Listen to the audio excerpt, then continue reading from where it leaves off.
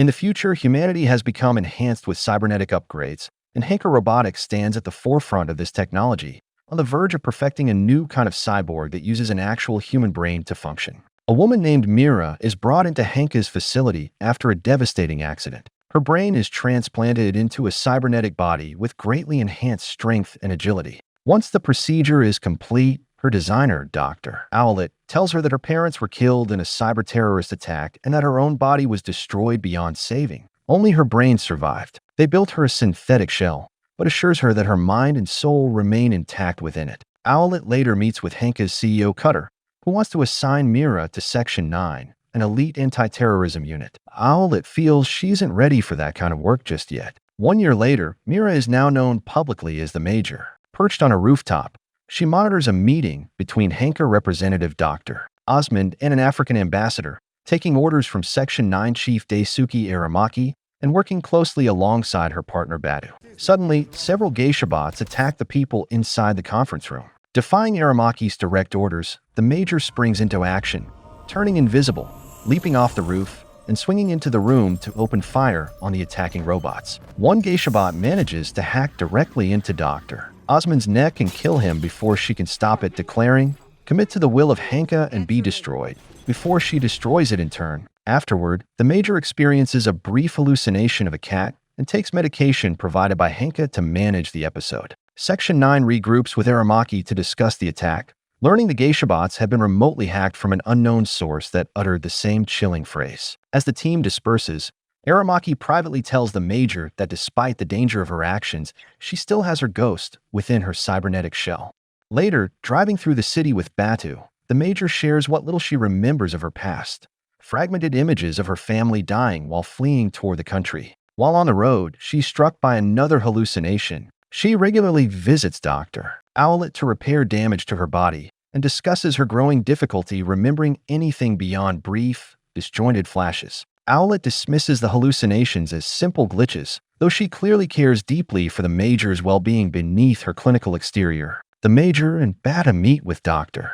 Dahlin to examine the recovered geisha bot, hoping to trace the source of the hacker. The Major deep dives directly into its AI and finds herself wandering through a distorted, nightmarish nightclub, where an unseen entity suddenly seizes her. Dr. Dahlin tries to intervene as the connection turns hostile, forcing Badu to physically pull the Major free. Shaken but certain, she announces that she now knows exactly where to find the hacker. The pair head to a Yakuza-run nightclub to investigate further. Splitting up to cover more ground, the Major is dragged into a back room by two men who handcuff her to a pole, force her to dance, and shock her repeatedly with a cattle prod, the room also jamming her signal to Batu entirely. She fights back viciously, kicking one man clean out of the room and triggering a full-scale shootout that Bata quickly joins, the two of them taking down several armed attackers before pressing further into the building. Another hallucination of the burning hut strikes the Major mid-fight, and she realizes too late that the entire encounter was an elaborate trap. A bomb suddenly detonates, and she shoves Bata clear of the blast radius, absorbing most of the explosion herself. She wakes later in Owlet's lab to learn the explosion has permanently blinded Badu and severely damaged her own cybernetic body. Bata receives a new pair of cybernetic eyes to replace his ruined ones, while the Major undergoes extensive repairs of her own. Meanwhile, an enraged Cutter confronts Aramaki over the Major's unauthorized deep dive into hostile systems, but Aramaki reminds him pointedly that he answers directly to the Prime Minister, not to Henke or its corporate interests. Dr. Dahlin, examining the geisha bot systems further, discovers a hidden file labeled Secure Project 2571. Before she can open it, the hacker finds and traces her remotely. She manages to slip out a small data drive moments before the hacker violently rips out her eyes and kills her where she sits. Section 9 discovers her body the next day, and the Major retrieves the hidden drive from her hand, revealing a list of Henke associates being systematically eliminated one by one, including Dr. Owlet herself, marking her as the hacker's evident next target. Elsewhere in the city, two ordinary sanitation workers eating their lunch are suddenly seized by the hacker's remote control, ramming their garbage truck directly into Owlet's passing car. She survives the impact, but the two men step out and attempt to shoot her at close range, only for the Major and her team to arrive just in time and return fire. Bata kills one attacker outright while the Major pursues the other on foot to a nearby waterway. Believing he successfully escaped, she eventually finds and overpowers him while cloaked invisible, until Badu arrives moments later to physically pull her back from the edge. Once the hacker's connection to him is finally severed, the worker reveals under interrogation that he had simply been on his way to pick up his young daughter that afternoon. When the Major shows him a photograph of who he insists is his daughter, it's instead revealed to be a photo of himself as a child. The hacker had implanted entirely false memories into his mind. The hacker, identified through the connection as Q's, speaks briefly through the worker's own voice to threaten Section 9 directly, before Tagusa manages to trace the signal back to a hidden location, the resulting feedback driving the worker to hang himself with a length of cable. Section 9 storms the traced location, exchanging heavy gunfire as they breach the building's defenses. The Major presses ahead into a hidden inner chamber. Overwhelming hallucinations strike her all at once, and a group of armed guards ambushes her with a cattle prod, knocking her unconscious and binding her to a chair. Hughes appears before her and reveals he was once a test subject for Henke himself, but considered a failed, deformed outcome of the very same experimental program that ultimately created her. The Major notices a tattoo across his chest depicting the exact same burning hut from her recurring hallucinations. Hughes explains bitterly that Henke never actually saved either of them. It simply seized total control over their lives instead, even using their daily medication specifically to suppress their true, original memories. Before he can reveal more, Section 9 members finally breach the inner chamber, and Hughes escapes in the chaos while the Major slips away separately on her own to continue seeking the truth. She confronts Owlet directly about everything Hughes revealed to her. Owlet admits there were 98 separate failed experiments conducted before the Major became Henke's first genuinely successful subject, and that Hughes himself was one of those earlier abandoned failures. She also reluctantly confirms that the cherished memories the Major holds of her parents' deaths were entirely fabricated from the start. Furious and devastated by the betrayal, the Major lashes out even as Owlet desperately attempts to justify her own past choices and actions. Seeking to clear her racing mind, the Major goes diving alone in open water, and Badu eventually joins her there in quiet solidarity. Resolving firmly to uncover more of her hidden past regardless of the cost, she heads back into the city, only to be ambushed and arrested by Henke's own private security forces and brought directly to their corporate headquarters.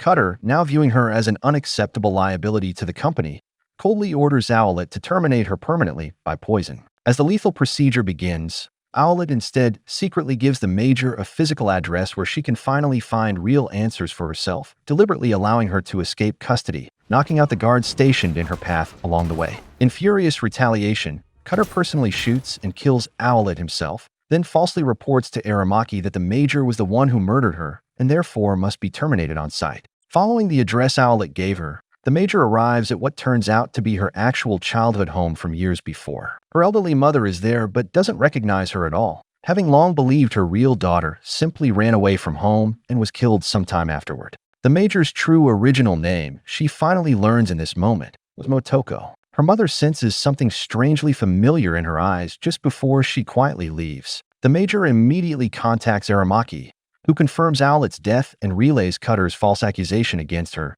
though both of them privately know the real truth of what happened. They deliberately allow Cutter to listen in on their private conversation as they openly plan their next move against him. Cutter responds by sending armed men to eliminate the remaining members of Section 9 entirely, but Badu, Tagusa, and Aramaki all survive the coordinated assault and kill their would-be attackers in the process. The Major then deliberately makes her own location public, hoping it will draw cues directly to her. Following fragmented pieces of her returning memory, she eventually reaches a remote hideout that closely resembles the burning hut from her recurring visions and reunites there with Q's. Together they learn his true original name was Hideo, and that the two of them had once stood firmly united against merging humans with cybernetic augmentation entirely before their lives were forcibly taken from them by Henke.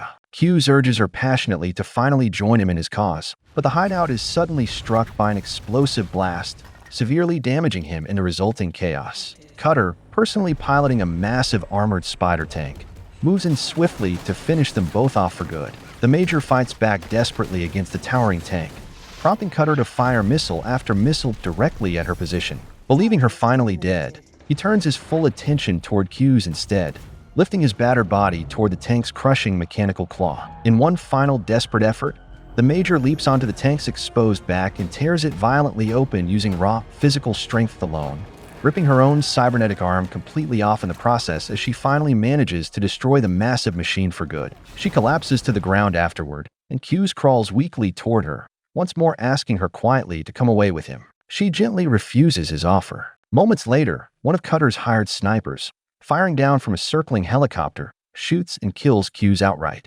Aramaki, having already turned decisively against Cutter, sends his own loyal operative, Saito, to take down the sniper's helicopter and save the Major's life in time. Bato arrives shortly after to recover her, still alive despite everything. Having already spoken directly and privately with the Prime Minister himself, Aramaki finally corners Cutter at his own estate and contacts the Major beforehand for her explicit consent before executing him personally, shooting him 3 times in succession until he falls dead into his own backyard pool. In the film's quiet final scene, the Major visits her own grave alongside her elderly mother, who now seems to genuinely understand that her daughter is, in some essential form, still here with her after all. In a closing voiceover, the Major reflects that there will undoubtedly be countless others like her in the years still to come, but that her physical enhancements do not ultimately define who she truly is at her core. She then leaps confidently from a rooftop high above the city, already moving on toward whatever comes next.